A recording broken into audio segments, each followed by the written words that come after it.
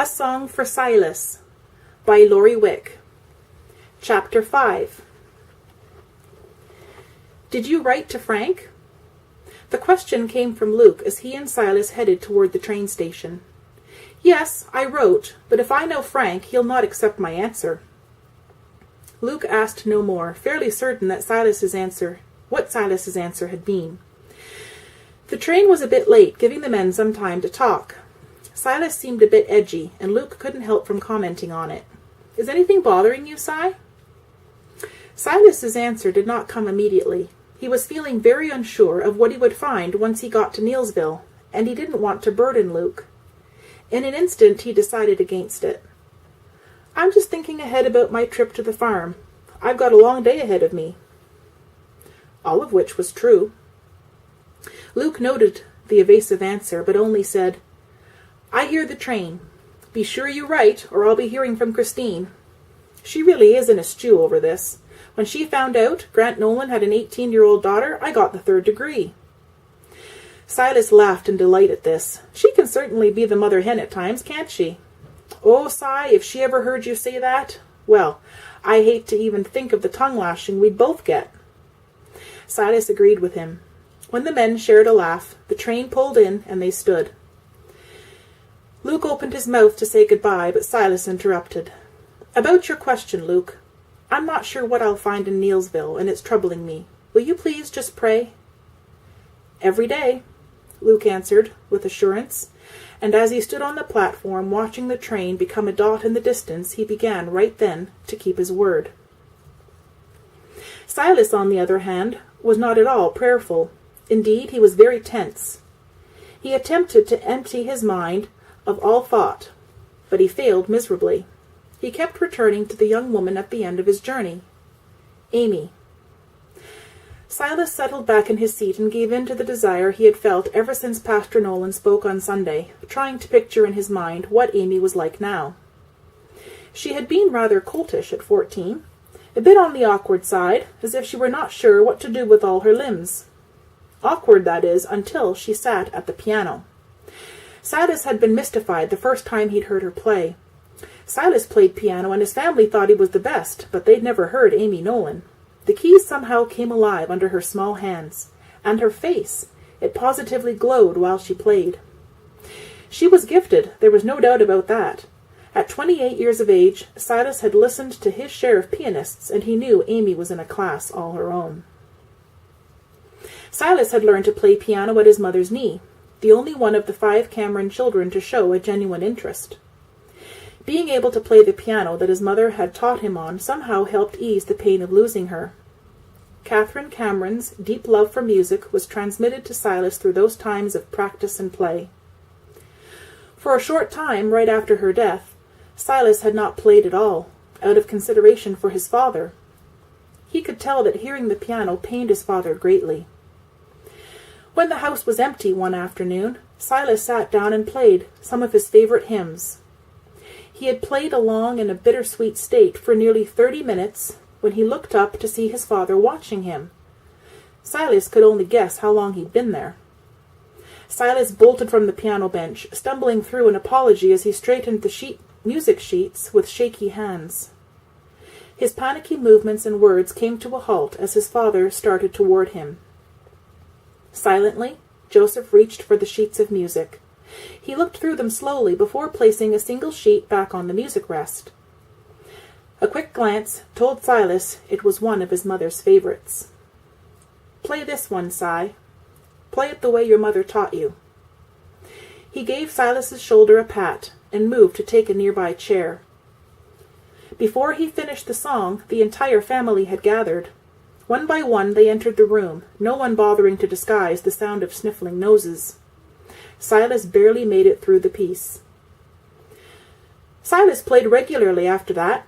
The keys beneath his fingers felt like a balm applied directly to his soul. Amy also had learned piano from her mother, but there had not been the same comfort for her. Silas had been in the Nolan home for over 2 weeks when, after supper one night, Grant asked Amy if she felt like playing. Silas hated the shy way she had looked at him before telling her father no. He didn't want to make her feel uncomfortable. He had wished he could tell her he understood the hurt. He had only been 13 when his mother died.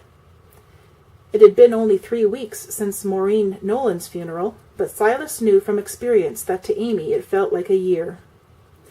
Standing quickly, Silas made a snap decision. He faced Grant and spoke. "I know I'm a poor substitute for Amy, but if you've no objections, I'd like to play."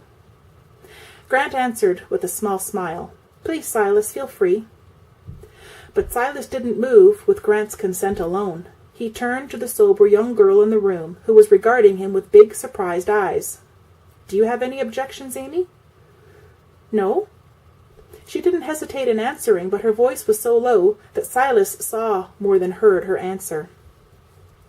At the piano, Silas played wholly from memory. Within minutes, the other occupants of the room were forgotten as he moved from one song to the next. The piano's tone was beautiful, and Silas pulled deep within himself as he played piece after piece. He would never know exactly what brought him back to the present, but just then he looked over at Amy, and she smiled at him. For an instant, Silas was so surprised he didn't respond.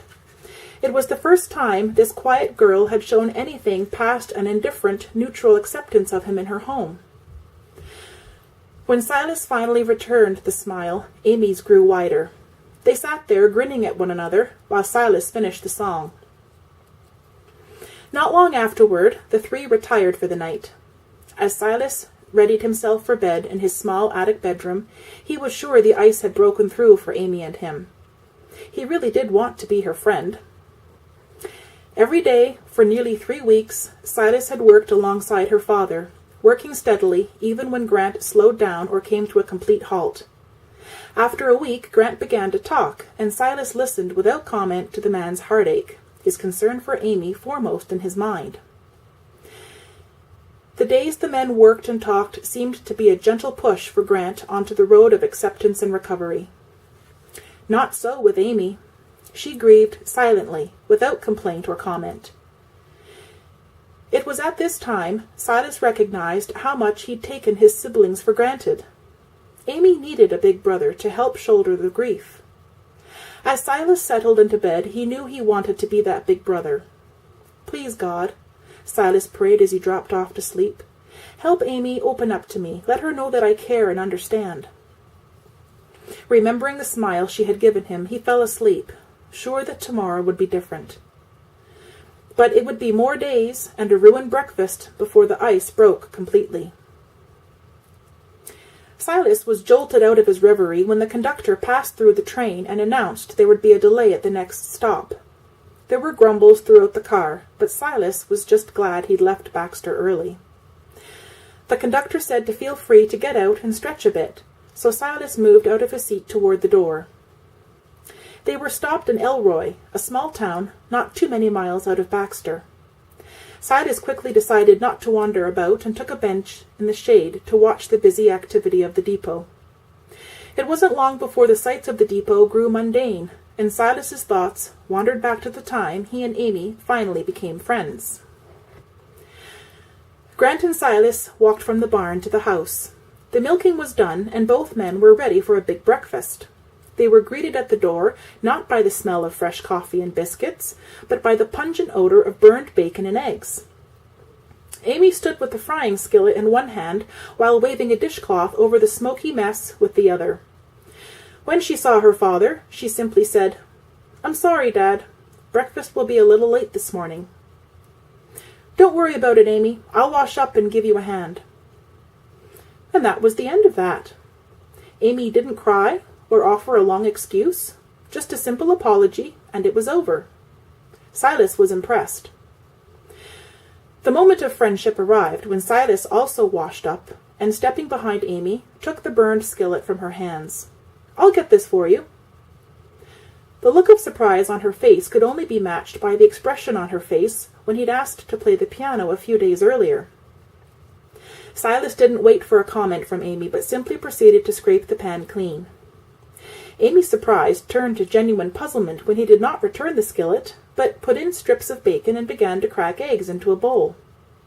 The three worked together in silence, Grant and Amy both sending a look in Silas's direction now and then. The meal was eaten as silently as it had been prepared. Grant and Amy were still at the table with their coffee when Amy was ready to leave for school. She kissed her father good-bye and then moved over to Silas. He smiled at her and said, "Have a good day, Amy." "Thank you, Silas." Amy spoke these words just before bending and planting a quick kiss on his cheek. Silas returned to stare at her as she bolted for the door. Neither man spoke of it the rest of the day, but Silas noticed for the first time that Grant whistled when they went about their daily work. A precious friendship began that day, and Silas boarded the train with a feeling of contentment in his heart, brought on by his reflection of that time. The friendship he and Amy shared had been special, one that no amount of time could obliterate. Each held a special place in the heart for the other. The remainder of the trip, if uneventful, was less worrisome for Silas. By the time he arrived in Neilsville, it was raining. Silas had planned to hire a horse from the livery and ride the 2.5 miles out to the Nolan farm, but the rain caused him to reconsider. Reasoning to himself there was no guarantee the rain would let up tomorrow, Silas went ahead toward the livery. He might as well get wet today as tomorrow. It was dark and gloomy as he rode out of Neilsville, and he could feel the reluctance of the animal beneath him. Not that he blamed the poor beast. This was not fit weather for anyone. Silas only hoped, as he picked up the pace a bit, that Pastor Nolan's letter had arrived, and his appearance would be expected.